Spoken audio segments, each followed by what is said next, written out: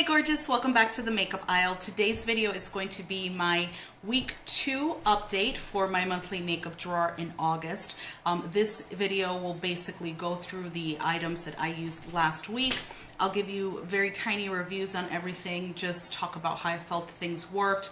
I do have a couple of new products in here and some stuff that I've already had in my collection and are tried and true basically. So I'm going to start with just the first thing I see here. I'm just going to roll through the drawer. It's not going to be in any particular order. The first thing I have is the Revlon Youth FX Fill and Blur Foundation, and that's what that looks like. I had used this once very quickly. I bought this in Florida when I was there in May to visit my best friend, and just tried it once there, so-so, but it was literally boiling. It was like hell on earth when I went down there to visit her in May. So I kind of put it aside and decided to pick it back up, and I really, really like this foundation. The thing I like about it is that it almost goes on like a I don't know, almost like this matte cream. It blends into the skin really beautifully and just maintains that matte look throughout the day. If you've seen any of my videos, you already know I always set my foundation anyway with powder. I do not like a luminous finish. That's just my preference because I have an oily T-zone, and during the summer I sweat, so I just like everything to look as matte as possible. This really started out beautifully. I put the powder on top of it, and throughout the day it wore so great. I was so impressed with this foundation, so it's definitely something that I'm going to keep using. It's a very light application. It's almost airy or whipped in a way, but it goes into the skin really nicely. And I didn't necessarily build it up to see if it was going to be like super full coverage, but what I did put on my skin I was very pleased with. Felt that it evened out the skin tone very nicely and just looked great overall as the day wore on. The next thing that I used as far as color corrector is the Maybelline Master Camo color correcting and like concealing palette. This I am gonna just throw out, literally just declutter it. I had used this before and had liked it. I had talked about it before and wasn't horrendously unpleased with it, but this time when I used it, I just don't know if it's because of the heat or what. It was so awful, like I can't even explain. It wasn't creamy necessarily. It didn't like sink into the skin nicely. It didn't cover anything at all. I have used the concealer before and knew at that time many months ago that I didn't like it, but I wanted to keep it for the corrector. It was just an absolute fiasco, and this was only day 1. I just felt like it was breaking up. It didn't like blend really nicely under the eyes. I put corrector on every single day, so I know right away if something is blending right, if it's covering up what it needs to cover up. So for me, just that day, like I used it because I had it on, but after that I used something else from my collection. This just really was a no-go for me. I just wanted to keep it around to show you, but for me it felt very oily and almost like it was separating under the eye area. The next thing I tried is also another new item. It's the Maybelline Master Fairy Highlight. It is their contribution to the kind of unicorn mermaid highlight type of trend, rainbow highlight type of trend.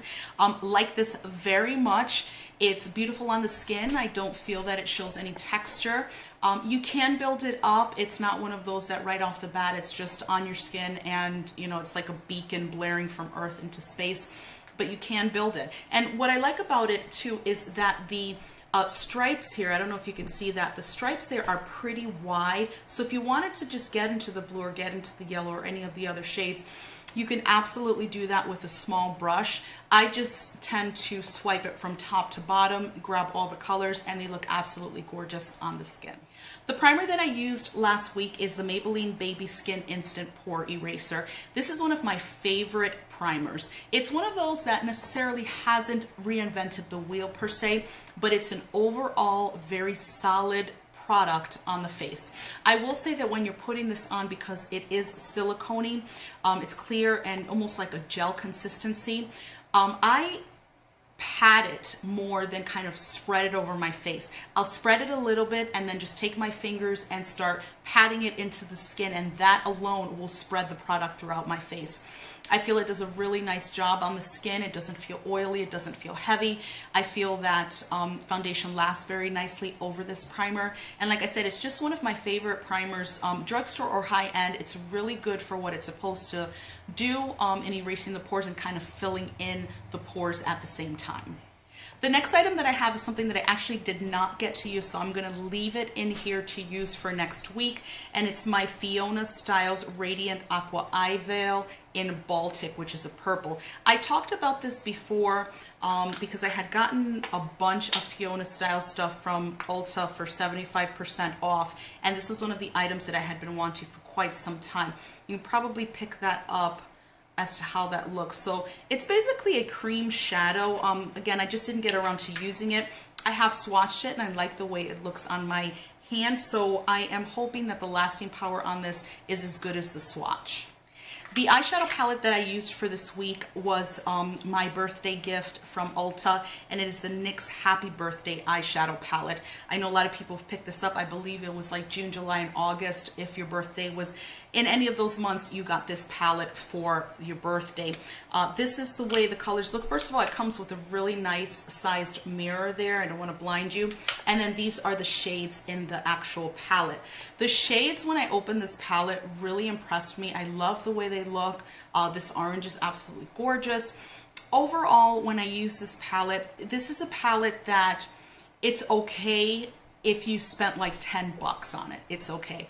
But since it was free, it's like, okay, whatever, I'm not going to complain.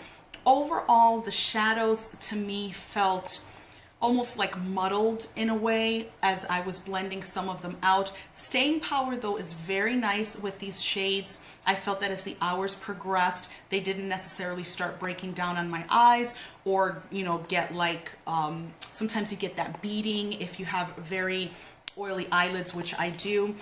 So overall, again, because I got the palette for free, it's not bad, but is it something that I would pay $15 or $20 for? Absolutely not.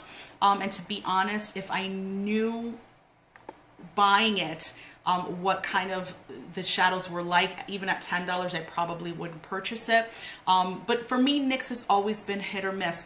Sometimes you get really good shades in a palette and sometimes you don't. So with NYX, I'm always careful even when I purchase their palettes because of that fact. I have some that have worked really well for me and some that have not. The next thing I have here is a Maybelline Fit Me Blush, and I've talked about this a lot. I actually had one, I think, that I tried a couple of weeks ago, and I loved it very, very much. The blendability on these blushes, the color payoff on these blushes, and more than anything, the longevity of these blushes is just amazing. Maybelline absolutely did a bang up job with these Fit Me blushes. This one's in Plum. It's a little lighter than the one I had before. So with this, I had to apply a lot to get color on my cheeks because my skin is a little darker being that it is summer. But I know that this shade is going to absolutely work for me during the winter. But still the same formula. So the blendability was there, the longevity was there. You really need to be careful when you put your brush in some of these because they are very pigmented, but still tend to blend out really nicely. So I am so glad they came out with these blushes. And like always, when I talk about the Fit Me blushes, I always talk about the range of shades that they have. I think it's anywhere from 10 to 12. So you have your peaches, your pinks, your berries, your purples, and kind of everything in between. So they really did a wonderful job with kind of revamping this blush. For powder this week, I stuck to my CoverGirl True Blend Minerals. I have talked about this a lot on my channel, and it's because it's one of my favorite loose powders. It is very finely milled, very soft on the skin. It's not heavy.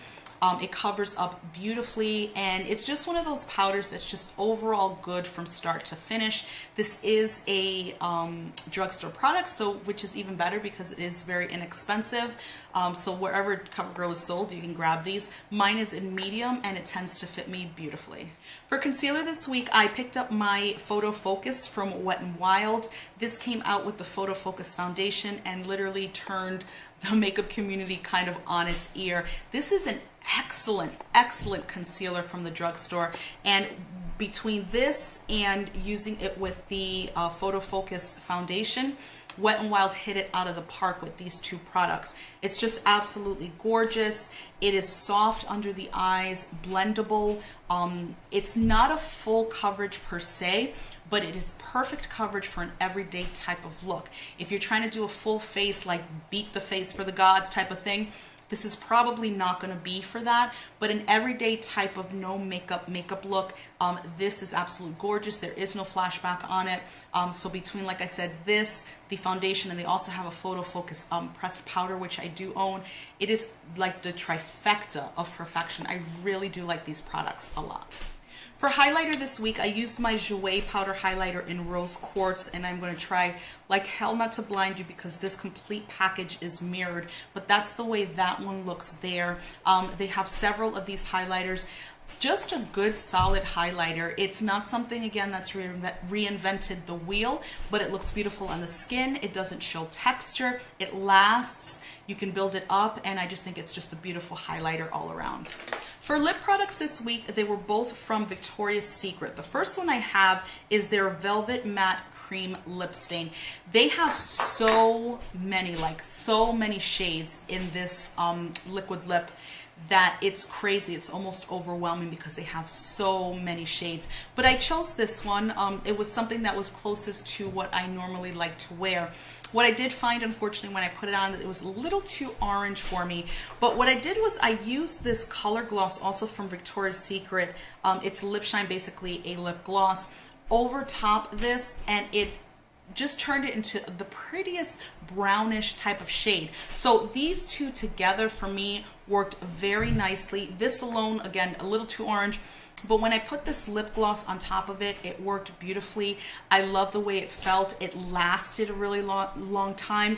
And I didn't mind that I did kind of gloss it up after I put the matte. I am not one usually for mattes, so having it glossy was fine. It wasn't a sticky gloss, but it was a gloss that lasted a lot of hours, because even hours after, I felt that my lips still had something on it, and that is a true testament to a nice gloss that lasts a long time, because there's some glosses that even though you know you're going to get transfer if you drink or eat or something, it's just completely gone.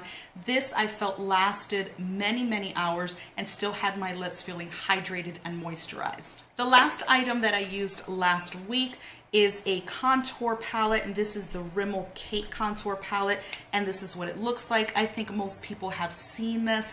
This comes, I believe, in 2 shade variations, maybe actually 3 shade variations. I chose this one because it had the darkest contour slash bronzer, because I use it for bronzer as well. Just a really great product. I've talked about this before on my channel.